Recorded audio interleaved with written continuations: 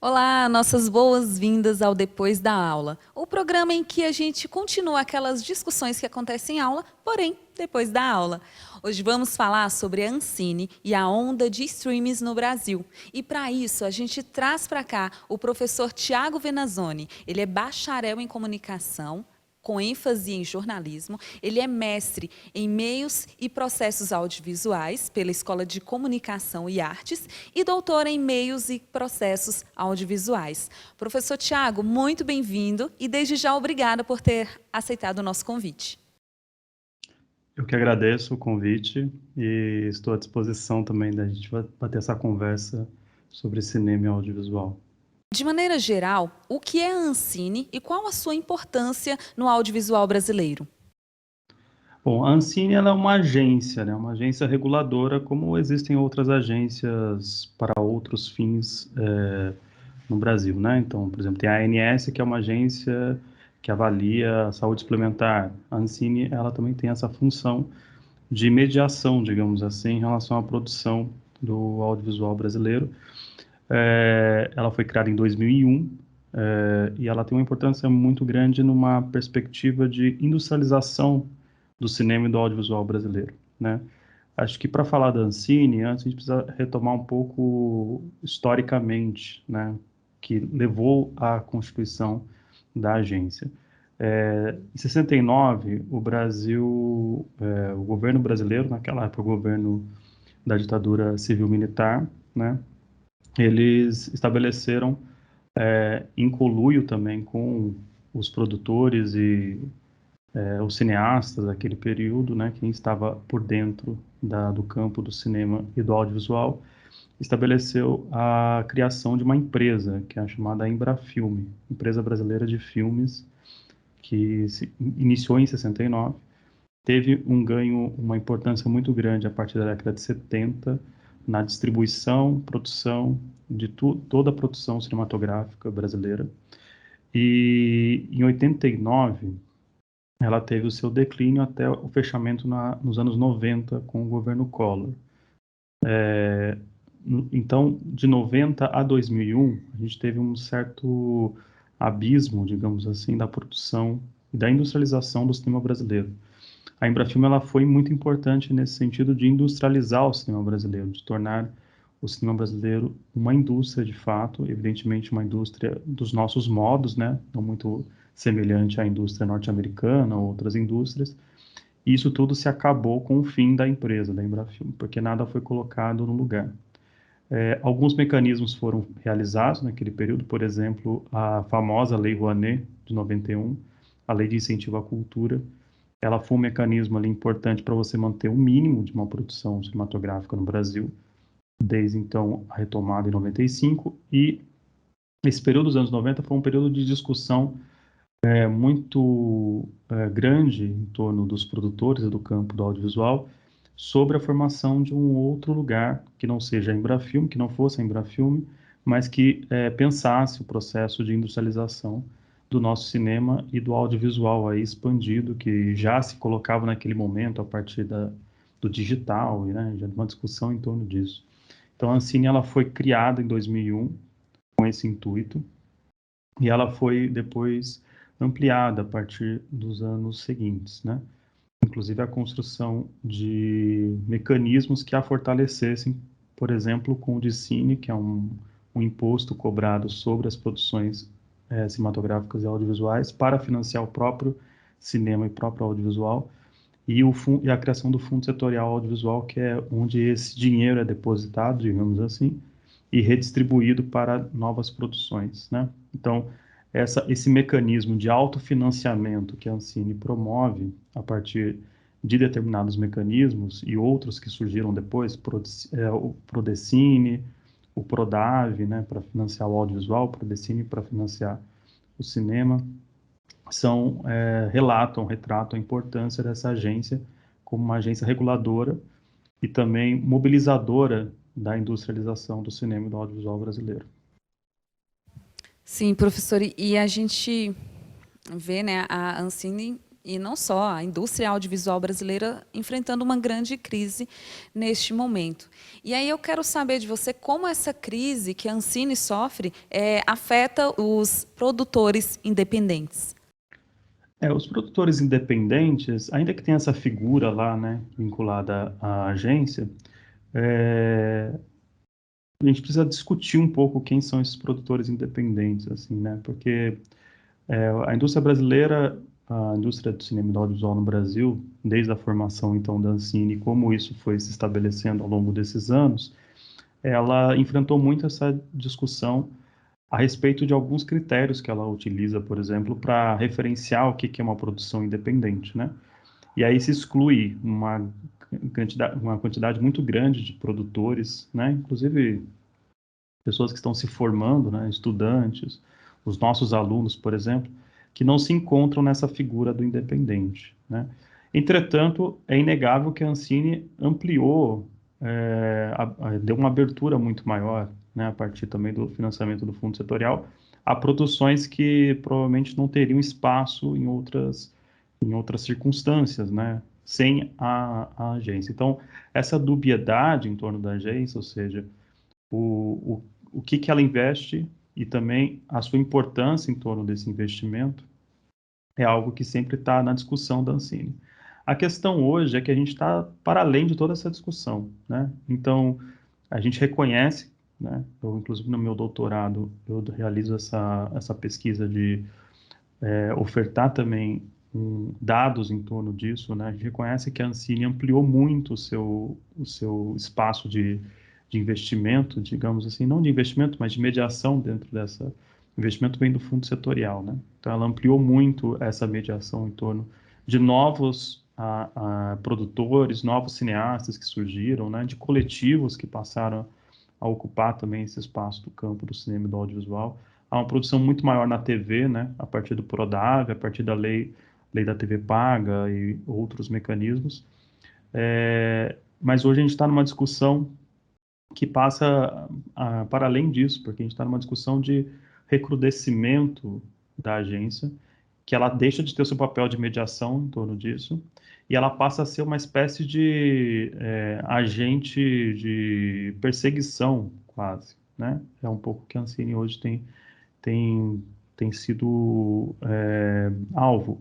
Então, por exemplo, em 2018 a gente teve um edital muito importante dentro do Fundo Setorial e da mediação da Ancine, porque nasce de uma discussão interna da Ancine, um edital para incentivar produtores negros e negras, produtores também com recortes de gênero. Então, era um edital voltado para esse público, digamos assim, para esse grupo de produtores e produtoras e pessoas envolvidas também a partir desses recortes de raciais e de gênero, né?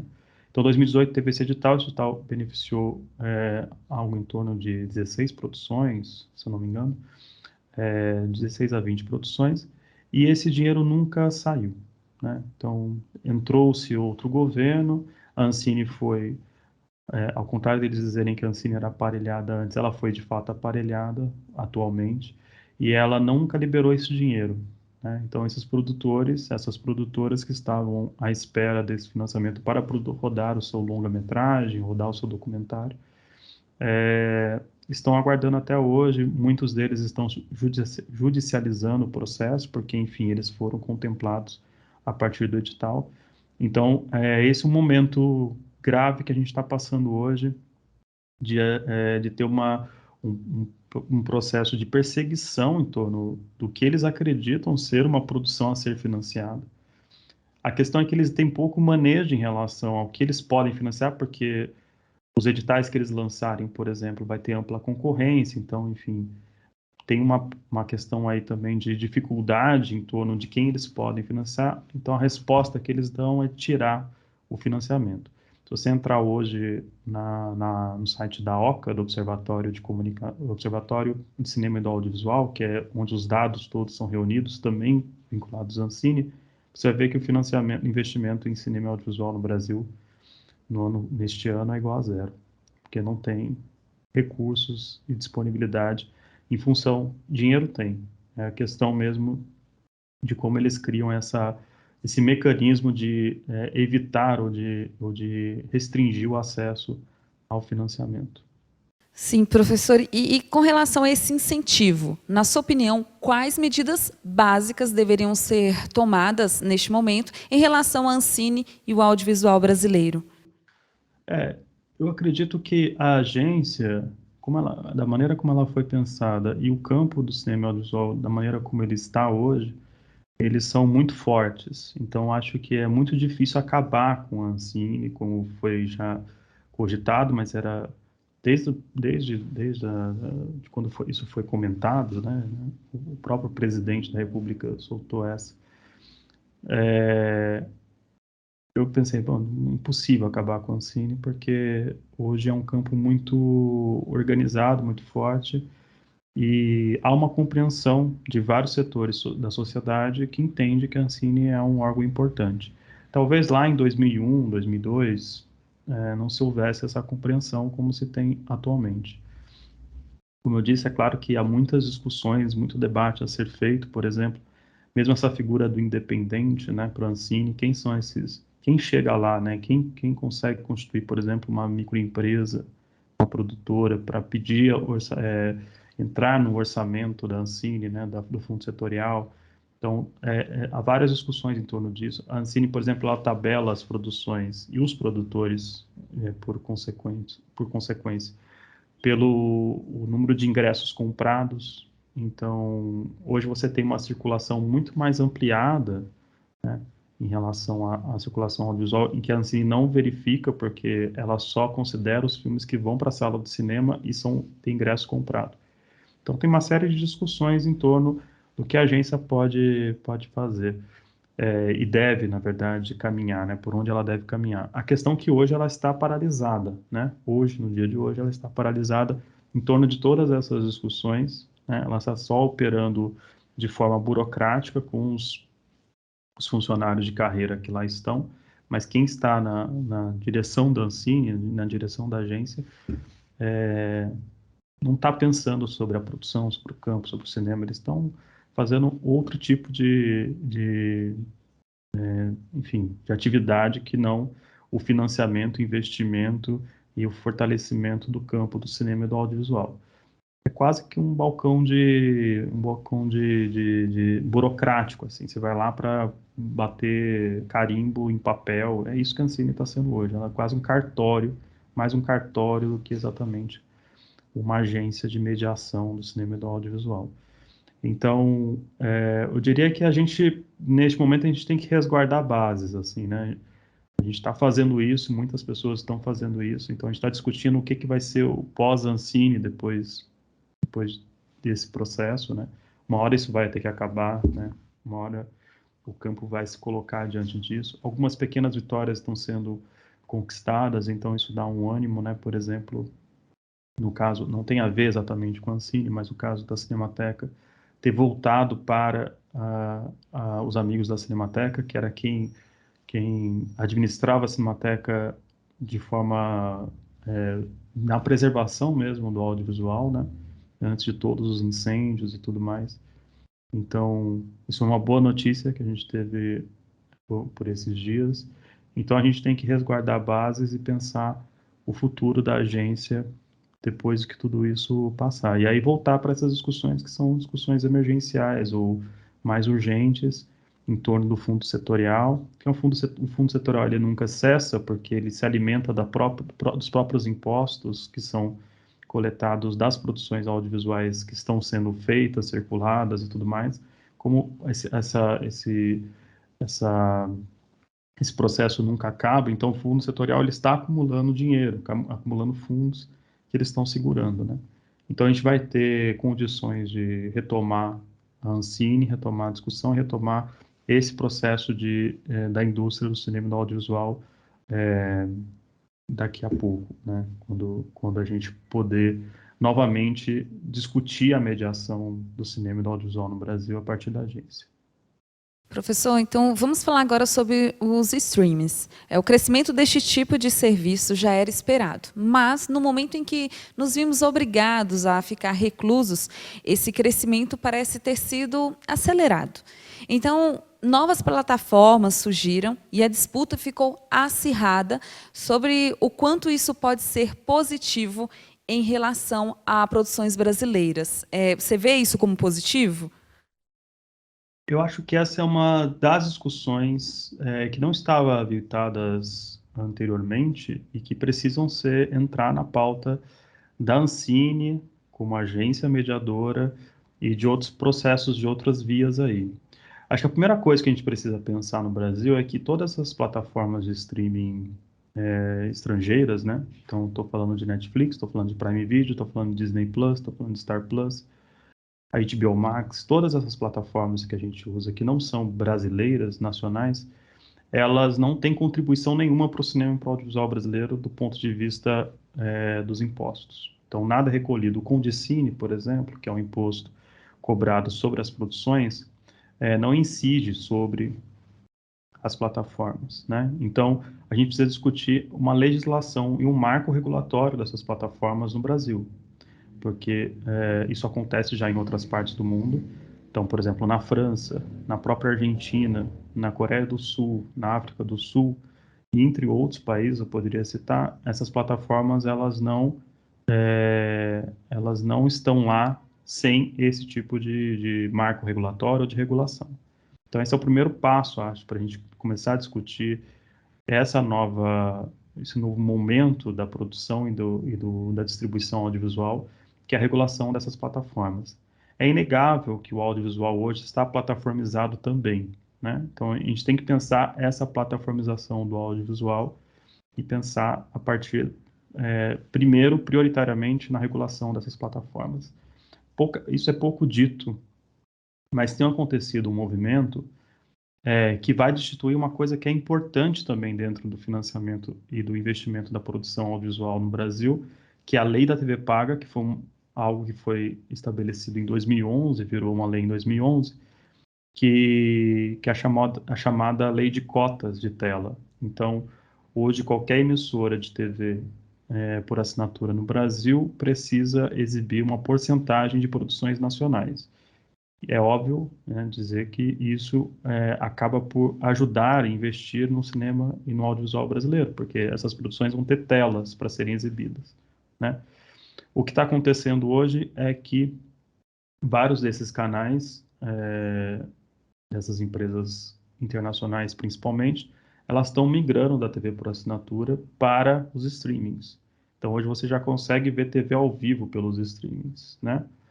E esses streamings estão ligados, essas plataformas estão ligadas às empresas que vinculam seus canais para TV por assinatura. Está vinculado também à própria migração do público, né? Então, cada vez mais você tem um público consumidor de plataformas e cada vez menos um público consumidor das TVs por assinatura. Ao fazer essa transposição de um lugar para o outro, a lei já não tem mais interferência, porque a lei refere-se à TV paga e não às plataformas que não são reguladas. Então, é grave a situação. A gente precisa pensar a regulação dessas plataformas de forma muito urgente, ou de maneira muito urgente, à medida que a gente voltar a discutir isso no interior da agência, né? Então, esse é um ponto principal. A segunda questão que eu acho que a agência precisa também enfrentar é a constituição de uma plataforma pública ou de investimento, incentivos de plataformas de streaming para as produções nacionais, né? Como já é feito na Argentina, por exemplo, em que a Agência Nacional da Argentina, que é tipo a Ancine de lá, né? A Inca, ela tem uma plataforma chamada Cine.ar, que já existe desde 2014, que circula as produções longas, curtas, documentárias, TVs, enfim, todo tipo de produção audiovisual circula dentro dessa plataforma, produção argentina, né? Então, acho que essa é um desafio nosso também. Pensar a Constituição e a Ancine é o espaço onde a gente pode gerar essa discussão, tendo esse horizonte cada vez mais próximo de plataformização do audiovisual e uma produção muito grande que muitas vezes não consegue o acesso em espaços de circulação, por exemplo, salas de cinema, porque é um custo muito alto, poderiam estar presentes, por exemplo, nessas plataformas ou em uma plataforma com investimento da Ancine. Isso pode entrar até como linha de crédito, linha de financiamento dentro da própria agência, né, entre outras alternativas, mas isso preciso pensar sobre isso. Preciso pensar sobre essas duas coisas, né, como regular e pensar a regulação dessas plataformas estrangeiras no Brasil e, por outro sentido, como constituir ou criar um público também, formar um público a partir de plataformas públicas ou com incentivos públicos que circulem produções nacionais das mais variadas e dos mais tipos de lugares e regiões, e territórios, e espaços. Acho que essas são as duas discussões que a Ancine precisa enfrentar dentro dessa ideia dos streamings atualmente. Ótimo, professor. E na sua opinião, com essa variedade de streams pagos, está aumentando cada vez mais, isso também leva ao aumento da busca pela pirataria desses serviços, uma vez que temos a alta nos preços, né, tem alta também nos preços das nossas necessidades básicas. Então, isso contribui para o aumento da pirataria? Ah, sem dúvida, sem dúvida. Até porque, assim, a maneira como essas plataformas de streaming estrangeiras, elas estão e lidam no Brasil, e a maneira como elas também, de alguma forma, entram no debate público, né? Elas formam públicos consumidores e muita gente quer fazer parte desse público consumidor e muita gente não tem acesso a fazer parte desse público consumidor. Então acaba, mesmo sendo bombardeadas por essas formas e modos de consumo, elas acabam recorrendo à pirataria para poder conversar com as pessoas, né? Poder discutir sobre a série tal, sobre o filme tal. Agora Round Six, né? Que é o último fenômeno sul-coreano da Netflix. Por onde você anda, por onde você entra, você vai ver coisas sobre a série. Quem não assistiu porque não tem Netflix vai recorrer à pirataria para poder discutir isso com as pessoas, né? Com os amigos, na escola e tudo mais, né? Então, evidentemente que há um impacto como acontecia com outras mídias, né? Como acontecia com a TV por assinatura, como acontece ainda com o próprio cinema, né, como espaço de circulação e distribuição, né? Então, eu não tenho dinheiro para ir às salas de cinema, mas eu consigo baixar aqui uma versão pirata. Com a diferença que hoje é muito mais rápido isso, né? Porque você tem tudo isso já está no digital. Então, para você fazer uma captura desse conteúdo e distribuir em um site ou em outro espaço de forma pirata, fazer legendagem e tudo mais, é muito mais simples, né, do ponto de vista operacional. Então, evidentemente que isso tá na ordem do dia, digamos, tá colocado. E a questão, porém, que eu acho é que há muito pouca produção nacional dentro dessas plataformas, e se elas existem meio escondidas ali, né? Ao contrário de produções de outros países que são muito mais fortalecidos dentro do seu campo de. Mesmo a gente pensar o Round Six, né, que é uma produção sul-coreana, a Coreia do Sul, para a Netflix entrar na Coreia do Sul, ela penou, porque ela precisou convencer um público, para isso ela precisou investir em produções nacionais sul-coreanas, para convencer esse público que ela era uma plataforma legal para ser consumida, assistida, né? Mais do que isso, ela precisou ali pagar uma série de tributos para o país, que é um país que fortalece muito a sua cultura, como a gente já presenciou, né? Então, eles investem muito em produções culturais, em música, cinema, audiovisual. Então, ela precisou remar tudo isso, né? Aqui no Brasil é tudo tranquilo, assim, a gente não tem nenhum tipo de cobrança em relação às produções nacionais que deveriam estar nessas plataformas, a gente não cobra tributos dessas plataformas para elas existirem. Então, acho que essa é uma questão também que a gente precisa trazer para além do. Bom, a pirataria está vinculada a essa questão do público consumidor, mas é também formar um público consumidor e talvez mediar também os preços dessas plataformas, enfim, trazer uma discussão em torno de como formar, de como essas plataformas podem ser relevantes ou importantes para o campo do cinema audiovisual brasileiro, na formação desse público consumidor também. Eu acho que algumas estratégias, por mais que sejam estratégias também comerciais, obviamente, da Google Play fazem mais sentido, até porque ela é uma plataforma local, né? Então, por exemplo, agora os episódios primeiros de Verdades Secretas 2 estão liberados para quem não é assinante. Vez ou outra ela faz isso. Claro que para chamar um público consumidor, né? Ninguém está aqui sendo ingênuo achando que a Globo está ali apenas sendo boazinha com o seu público e tal. Mas a Globo sabe a importância de formação de um público, né? De um público local, de um público daqui, do público que assiste as suas telenovelas há muito tempo. Então é evidente que ela vai tentar pensar nesse público à medida que ela também lança algum material na contraposição, por exemplo, da Netflix, né? Então, acho que a gente precisa pensar nessa formação do público, que eu acho que o fortalecimento também desse público consumidor é o que vai nos fazer chegar em lugares mais relevantes ou mais interessantes da plataformização do audiovisual no Brasil. Certo, professor. Olha, muito obrigada por ter vindo aqui nos trazer essas reflexões e nos instigar também a pensar a respeito do audiovisual e sobre os desafios que a gente tem vivido hoje, né? Volte sempre ao nosso programa e, novamente, muito obrigada. Eu que agradeço, estou sempre à disposição para conversar. Esse é um assunto que eu gosto de conversar, enfim, minha pesquisa, é o que eu tenho pesquisado, o que eu tenho procurado interferir até de forma mais direta, objetivamente. Então, me procurem sempre que precisar para falar sobre esses e assuntos relacionados ao cinema audiovisual brasileiro, que é a nossa paixão. O Depois da Aula fica por aqui. Muito obrigada a você que nos assistiu. Esperamos você na próxima semana com um novo tema, mas sempre depois da aula. Um beijo, se cuide e até lá.